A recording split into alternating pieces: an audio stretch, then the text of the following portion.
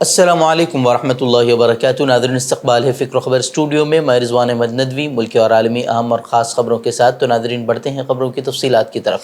Kuwait میں زبردست آگ لگنے سے 49 افراد جھلس کر ہلاک ہو گئے ہیں اور اس حادثے میں مرنے والوں میں 40 ہندوستانی بھی شامل ہیں۔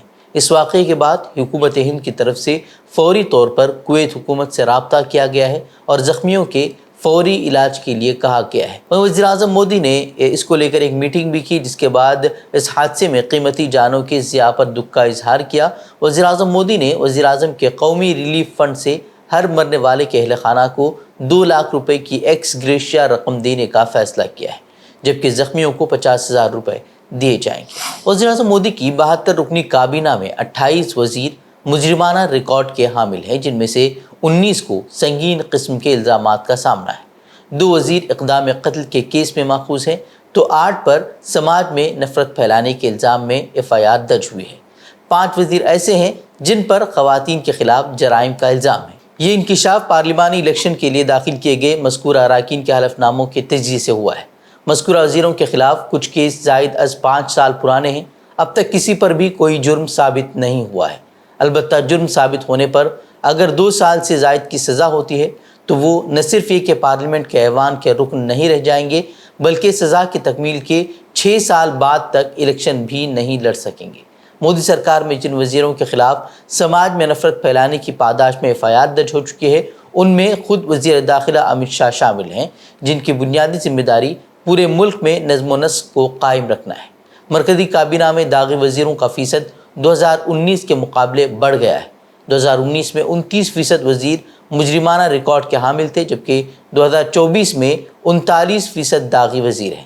مالی لحاظ سے دیکھیں تو مرکزی کابینہ کے 99% وزیر کروڑ پتی ہیں۔ مودی کے علاوہ 71 وزیروں کی اوسط ملکیت 94 کروڑ روپے سے زیادہ کی ہے۔ وہیں 6 وزیروں نے اپنے حلف نامے میں بتایا ہے کہ وہ 100 کروڑ سے زائد کی ملکیت کے مالک ہیں۔ جموں کشمیر میں 60 گھنٹوں میں کے بعد دیگرے 3 دہشت گردانہ حملوں پر بدھ کو کانگریس نے مودی حکومت کو آڑے ہاتھوں لیتے ہوئے الزام عائد کیا ہے کہ یہاں امن کی بحالی کے اس کے دعووں کی کلی کھل گئی ہے۔ راہل گاندھی نے کہا کہ وزیر اعظم مبارکبادی کے پیغامات کے جواب دینے میں اتنے مصروف ہیں کہ انہیں جموں کشمیر میں مارے گئے لوگوں کے اہل خانہ کی چیخیں تک سنائی نہیں دے رہی۔ اس بیچ پارٹی کے ترجمان پون کھیڑا نے کہا کہ کشمیر میں امن کی واپسی کے BJP کے کھوکھلے دعووں کی پول پوری طرح سے کھل گئی ہے۔ واضح ہے کہ کشمیر میں ریاسی کٹھوا اور ڈوڈا میں گزشتہ 3 دنوں میں 3 الگ الگ دہشت گردانہ واقعات پیش آئے ہیں۔ وہیں سلسلے میں خبر لکھے جانے تک وزیر اعظم کی جانب سے کوئی مذمتی بیان بھی نہیں آیا ہے، جس کی وجہ سے کانگریس نے حکومت کو آڑے ہاتھوں لیا ہے۔ پون کھیڑا نے کہا کہ ملک جواب مانگ رہا ہے، آخر BJP حکومت میں دہشت گردانہ حملوں کی سازش رچنے والے پکڑے کیوں نہیں جاتے؟ اتر پردیش کے محکمہ پولیس میں آؤٹ سورسنگ کے ذریعے بھرتی کا ایک حکومتی مکتوب سامنے آیا ہے۔ اس پر سماجوادی پارٹی کے سربراہ اکھلیش یادو نے اتر پردیش کی BJP حکومت پر سخت حملہ کرتے ہوئے نوجوانوں کے مسائل کو اٹھایا ہے۔ اسی کے ساتھ انہوں نے ریاست کی BJP حکومت پر پولیس سسٹم کے تئیں لاپرواہی کا نظریہ اپنانے کا بھی الزام عائد کیا ہے۔ سماجوادی پارٹی کے سربراہ اکھلیش یادو نے اپنے social media platform X پر ایک پوسٹ کرتے ہوئے کہا کہ اتر پردیش کی BJP حکومت نے پولیس سسٹم کے تئیں لاپرواہی کا رویہ اختیار کیا ہے، جس کی وجہ سے مجرموں کے حوصلے بلند ہیں۔ ایک کے بعد دیگرے قائم مقام DGPs کے بعد اب کچھ پولیس خدمات کی آؤٹ سورسنگ پر غور کیا جا رہا ہے۔ اگر کانٹریکٹ کی پولیس ہوگی تو نہیں اس کی کوئی جواب دہی ہوگی اور نہیں خفیہ اور حساس معلومات کو باہر جانے سے روکا جا سکے گا۔ BJP حکومت جواب دے کہ جب پولیس کا اپنا ریکروٹمنٹ بورڈ ہے تو پھر حکومت راست اور مستقل تقرری سے کیوں بھاگ رہی ہے؟ لوک سبھا انتخابات میں مایوس کن کارکردگی کے بعد اجت پوار کی قیادت والی NCP نے مہاراشٹر میں مسلمانوں کے لیے تعلیم میں ریزرویشن کی سفارش کرنے کا اعلان کیا ہے۔ اس سال ستمبر اکتوبر میں ہونے والے مہاراشٹر اسمبلی انتخابات میں مسلمانوں تک اپنی رسائی بڑھانے اور ان کے ووٹ حاصل کرنے کے لیے اسے NCP کا نیا اقدام سمجھا جا رہا ہے۔ حال ہی میں ختم ہونے والے لوک سبھا انتخابات میں NCP نے 4 میں سے صرف 1 سیٹ جیتی ہے۔ مہاراشٹر NCP کے چیف ترجمان نے کہا کہ ہم اپنے موقف پر قائم ہیں کہ مسلم کمیونٹی کو ریاست میں تعلیم میں ریزرویشن ملنا چاہیے۔ انہوں نے کہا کہ بامبے ہائی کورٹ نے کانگریس NCP حکومت کے 5% تعلیمی ریزرویشن دینے کے فیصلے کو قبول کر لیا ہے، تاہم یہ معاملہ سرد خانے میں چلا گیا ہے۔ एनसीपी का ये इक़दाम इसलिए भी अहम है क्योंकि गुज़िश्ता हफ्ते पार्टी एमएलए ने अजित पवार के साथ मीटिंग में कहा था कि पार्टी को उस्मानाबाद, बारामती समेत कई इलाकों में शिकस्त का सामना करना पड़ा। वहाँ के तमाम मुस्लिम वोटरों ने महाविकास अघाड़ी के उम्मीदवारों के हक़ में वोट दिया। गाज़ियाबाद के लोनी बॉर्डर थाना इलाके के एक गाँव में 3 मंजिला मकान में ज़बरदस्त आग लगने से 2 बच्चों समेत 5 अफराद की मौत हो गई है। बताया जा रहा है कि इस घर में फॉर्म बनाने का काम किया जाता था। फायर डिपार्टमेंट के मुताबिक ये वाक़या बुध की रात पेश आया।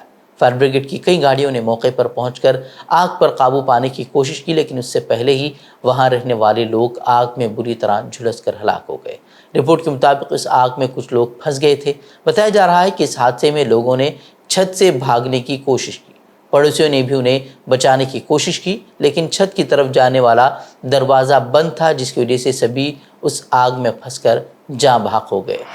सीआईडी ने बीजेपी के सीनियर लीडर और कर्नाटक के साबिक वज़ीर आला बीएस येडियुरप्पा को उनके खिलाफ दर्ज पोक्सो केस में तफ्तीश के लिए तलब किया है।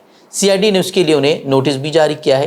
येडियुरप्पा पर पोक्सो और ताज़ीरात हिंद की दफ़ा A354 के तहत मुकदमा दर्ज किया गया है। ये मुकदमा एक 17 साल लड़की की मां की शिकायत पर दर्ज किया गया था। येडियुरप्पा फिलवक्त दिल्ली में है और उनकी वापसी के बाद उनके सीआईडी की तफ्तीश में शामिल होने का इम्कान है। उन पर इल्ज़ाम है कि उन्होंने रवां साल 2 फरवरी को एक मीटिंग के दौरान शिकायत कुनिंदा की बेटी के साथ जिनसी ज़्यादती की थी। वहीं सदाशिव नगर पुलिस के जरिए 14 मार्च को केस दर्ज किए जाने के चंद घंटे बाद ही डायरेक्टर जनरल ऑफ पुलिस आलोक मोहन ने फौरी तौर पर मज़ीद तहक़ीक़ात के लिए केस सीआईडी को सौंपने का हुक्म जारी किया था। येडियुरप्पा पर इल्ज़ाम लगाने वाली 54 साल खातून का फेफड़ों के कैंसर की वजह से गुज़िश्ता माह एक प्राइवेट अस्पताल में इंतकाल हो गया था। बीजेपी के सीनियर लीडर ने इस इल्ज़ाम को मुस्तरद करते हुए कहा है कि वो कानूनी तौर पर इस मुकदमे का सामना करेंगे। वज़ीर-ए-आज़म नरेंद्र मोदी जल्दी इटली का दौरा करने वाले हैं। इससे आइन क़ब्ल एक शर्मनाक वाक़या पेश आया है। मीडिया रिपोर्ट्स के मुताबिक बुध के रोज़ इटली में खालिस्तान हामियों ने महात्मा गांधी के एक मुजस्समे को तोड़ दिया। इस मुजस्समे का इफ्तिताह कुछ ही देर कबल हुआ था, जब उसे न सिर्फ तोड़ा गया बल्कि वहाँ पर खालिस्तान हामी नारे भी लिखे गए। मकामी अफसरान का कहना है कि शरपसंदों की इस हरकत का पता चलते ही जायवकू पर पहुंचकर फ़ौरन वहां सफाई की गई। वहीं हिंदुस्तान ने महात्मा गांधी के मुजस्समे को नुकसान पहुंचाए जाने का मामला इटली के अफसरान के सामने भी उठाया। वह गांधी जी के मुजस्समे को अब ठीक कर दिया गया है।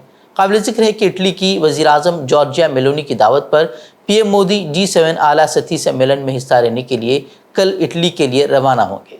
वहीं तीसरी मुद्दत-ए-कार के लिए वज़ीर-ए-आज़म बनने के बाद उनका ये पहला गैर मुल्की दौरा होगा। इसराइली फ़ज़ाई हमलों में अस्करियत पसंद हिज़्बुल्लाह ग्रुप के सीनियर फ़ौजी कमांडर समेत 4 अहलकारों की हलाकत के चंद घंटे बाद बुध को लेबनान से शुमाली इसराइल की तरफ सैकड़ों रॉकेट फायर किए गए हैं। 55 साला तालिब समी अब्दुल्ला हिज़्बुल्लाह में हज अबू तालिब के नाम से जाने जाते थे।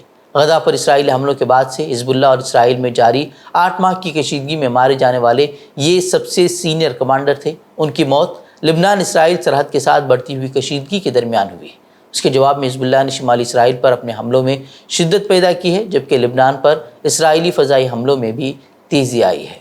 अमेरिका ने कहा है कि गज़ा में जंगबंदी के लिए पेश किए गए मंसूबे में हमास की जानिब से पेश की गई बाज़ तजावीज़ कबूल नहीं है। अमेरिका के वज़ीर ख़ारजा एंटनी ब्लिंकन ने दोहा में कतर के अमीर शेख मोहम्मद बिन अब्दुर्रहमान अस्तानी के साथ मीडिया से गुफ्तगू में कहा कि हमास ने अमेरिका की जानिब से पेश किए गए अमन मुआहदे में कुछ तरामीम पेश की हैं जो कि काबिल अमल नहीं है, ताहम बाज़ तजावीज़ पर अमल किया जा सकता है। अमेरिकी वज़ीर ख़ारजा का कहना था कि गज़ा में जंगबंदी मुआहदे के लिए कोशिशें जारी हैं। वहीं हमास ने गज़ा में मुकम्मल जंगबंदी के लिए इसराइली फ़ौज के मुकम्मल इनखला, इसराइली जेलों में तवील मुद्दती सज़ा पाने वाले 100 फ़लस्तीनियों की रिहाई और इसराइल की नाकाबंदी उठाने का मुतालबा किया है। वहीं फ़लस्तीन में जारी जंग की वजह से हज़ारों ख़ानदान खुराक और पानी की कमी से शदीद मुतासिर हो रहे हैं। फ़लस्तीनी एनजीओज़ नेटवर्क के डायरेक्टर ने कहा कि इसराइल ने जंग के आगाज़ से ही खुराक, अद्वियात, पानी और बिजली जैसी ज़रूरी अशिया के दाखिले पर पाबंदी लगा दी है।